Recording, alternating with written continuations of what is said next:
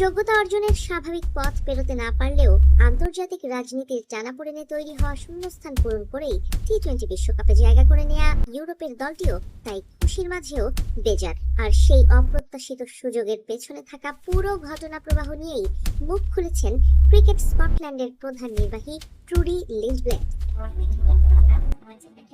বাংলাদেশের জায়গায় স্কটল্যান্ডের বিশ্বকাপে অংশগ্রহণ নিয়ে ইতোমধ্যেই নানা আলোচনা শুরু হয়েছে। বাংলাদেশ ক্রিকেট বোর্ড নিরাপত্তা ইস্যুতে ভারতের মাটিতে খেলতে অনীহা প্রকাশ করায় এবং স্বল্প নোটিসে ভেন্যু শ্রীলঙ্কায় সরাতে অস্বীকৃতি জানানোয় শেষ পর্যন্ত বাংলাদেশকে টুর্নামেন্ট থেকেই সরিয়ে দেয় আইসিসি। আইসিসি থেকে আশ্বাস পাওয়া গেছে খেলোয়াড়দের ভারতীয় ভিসা দ্রুত দেওয়া হবে। স্কটল্যান্ড দল এই সপ্তাহান্তেই ভারতের উদ্দেশ্যে রওনা দেবে। বেঙ্গালুরুতে আফগানিস্তান ও নামিবিয়ার বিপক্ষে দুটি ওয়ার্ম আপ ম্যাচ খেলবে তারা 2 ও 4 ফেব্রুয়ারি।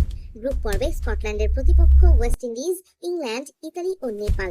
ম্যাচগুলো হবে কলকাতা ও মুম্বাইয়ে। 2024 বিশ্বকাপে অল্পের জন্য দ্বিতীয় পর্বে উঠতে না পারা স্কটল্যান্ড এবারও চমক দেখানোর স্বপ্ন দেখছে। স্কটল্যান্ড বিশ্বকাপের দরজায় কড়া নাড়েনি, বরং বিশ্বকাপে স্কটিশদের দুয়ারে কড়া নেড়েছে। ঘর থেকে ঘুম ভাঙিয়ে তাদের টেনে এনেছে আইসিসি। যে টি-20 বিশ্বকাপে খেলার কথা ছিল টাইগারদের, এবার সেখানে খেলবে স্কটিশরা। যদিও এখানে স্কটিশদের খুব একটা দায় নেই। একজনের সর্বনাশ যেমন অন্যের পৌষ মাস ডেকে আনে, একজনের বিষাদে যেমন অন্যে হরিষের দেখা পায়, স্কটল্যান্ডের বেলায়ও ঠিক তাই ঘটেছে।